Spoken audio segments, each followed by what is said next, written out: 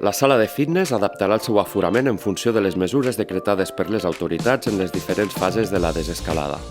A cada màquina trobaràs un polvoritzador amb solució desinfectant. Utilitza'l abans i després de la teva pràctica per netejar tant el banc com la pròpia màquina.